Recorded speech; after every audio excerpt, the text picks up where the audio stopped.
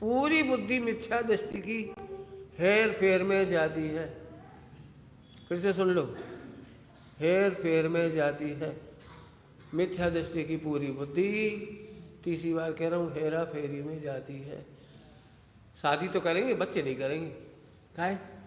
बच्चे कौन सी मिथ्या प्रकृति है?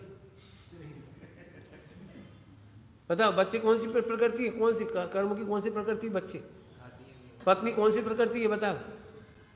96 रानियां सम्यक में बाधक नहीं है, 60,000 पुत्र बाधक नहीं है, 6 खंड बाधक नहीं है। अब जी मिथ्या मान्यता है। पंडित साहब की भाषा में कहें, पाप का फल, पाप का आनंद तो लेना चाहता है लेकिन पाप के फल की जिम्मेदारी नहीं लेना चाहता। पंडित साहब ने कहा है, पाप तो करना है, शादी करना है, बच्चे नहीं करेंगे। कौन से अनुयोग से कह रहे हैं ये बात कि नहीं करना चाहिए बच्चे? ये हेरा फेरी का दृष्टांत दिया मैंने। भोजन तो करना है लेकिन बनाना नहीं है। क्यों नहीं बनाना है? बना बनाया मिल जाए। ये छोटी बात नहीं कही, त्यागी व्रतियों से नहीं कह रहे, हम साधकों से कह रहे हैं। आज यदि आपको 100% गुड़, तेल, घी, शक्कर शुद्ध मिल जाए तो आप खाने तैयार हो, तो व्यवस्था करो ना, व्यवस्था करो ना, शुद्ध घी की, शुद्ध दूध की, शुद्ध गुड़ की, शुद्ध मसाले की। हम फोन लगाते फिरते, कहीं मिल जाएगा, कहीं मिल जाएगा। अब इस साहब को करता है लेकिन हमें हेरा फेरी करेंगे।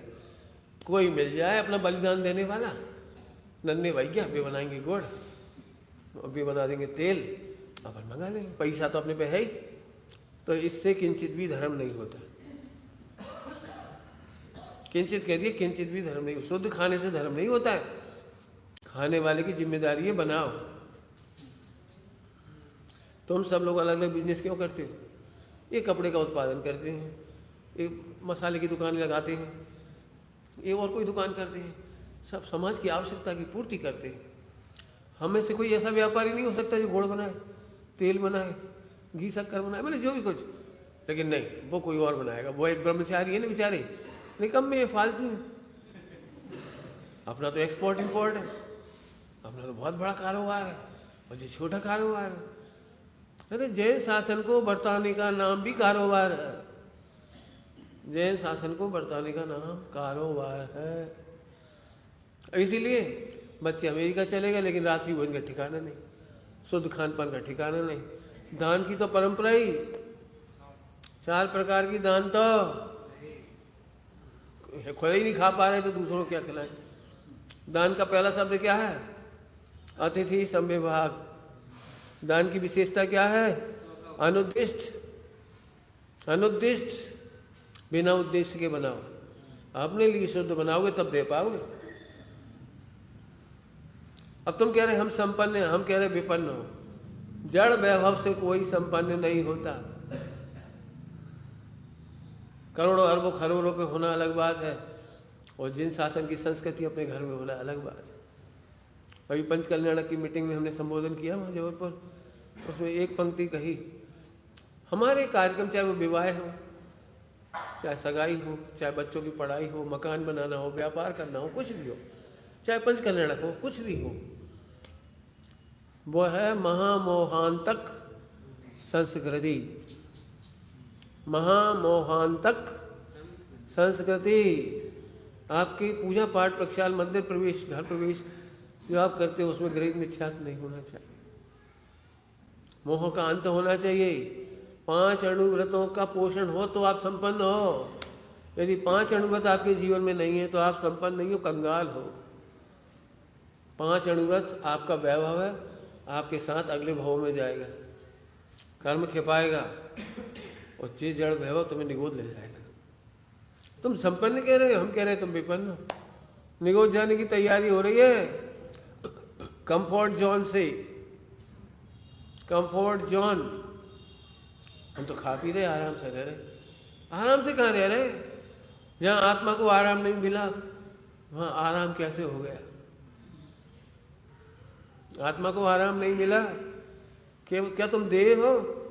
एसी में रह लिए, हवाई जहाज में घूम लिए, करोड़ों अरबों कमा लिया, खर्च कर लिया, ये तुम्हारी विपन्नता है। फिर कह रहा हूँ, समझे तो बहुत कठिन प्रवचन है। आप सरल करो तो सरल सुनो, तुम भगवान हो।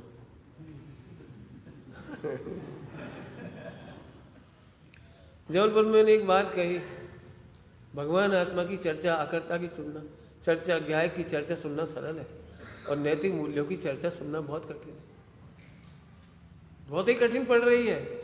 फिर से सुन लेना, ध्रुव भगवान आत्मा उन्हीं के जीवन में अंकुरित होगा, स्वानुभव होगा, रत्नत्रय होंगे जिनके जीवन में नैतिक मूल्य होंगे। यदि आप बेईमानी करते हो तो आप ध्रुव ध्रुव कहने पर भी कुछ नहीं पा सकोगे, समय सारजी पढ़ के भी कुछ नहीं पा सकोगे, ऊंची ऊंची बातें करके भी कुछ नहीं पा सकोगे, क्योंकि तुम्हारे नाव में बेईमानी का छेद है। आश्रम के भेद हैं, क्रोध मान माया लोभ सत्य व्यसन 5 पाप, नाव के छेद हैं, आश्रम दुक्कार घनेरे, नाव में छेद हैं। ऊंची चर्चा करने मात्र से कोई भगवान नहीं बन जाता, बनना तो बहुत दूर की बात है, अनुभव में नहीं आता। इसीलिए आप कहते हैं हमें अनुभव में नहीं आ रहा, और आचार्य कह रहे हैं अनुभूति स्वरूप अनुभव में आ रहा है। क्या कह रहे हैं? अनुभूति स्वरूप भगवान आत्मा आबाल गोपाल सभी को सदाकाल अनुभव में आ रहा। तुम कह रहे हैं अनुभव में नहीं आ रहा, क्यों? कंफर्ट जोन है। बढ़िया, कोई बात नहीं, करो। कितने दिन की कंफर्ट जोन है? बोलो कितने दिन की? समाज सेवा में योगदान देना चाहिए, इसके राष्ट्र सेवा में योगदान देना चाहिए। तो राष्ट्र सेवा कोई राष्ट्र के हाथ पांव है क्या? राष्ट्र बीमार हो गए क्या? समाज बीमार है क्या?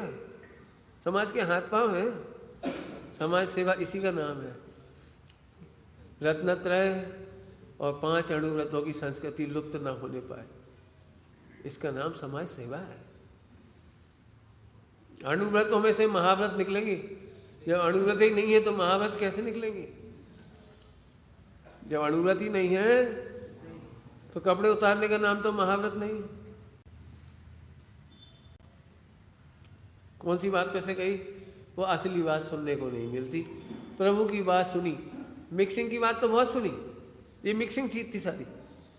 इसमें तो मैं हजारों घंटे बोलूंगा तो कम है।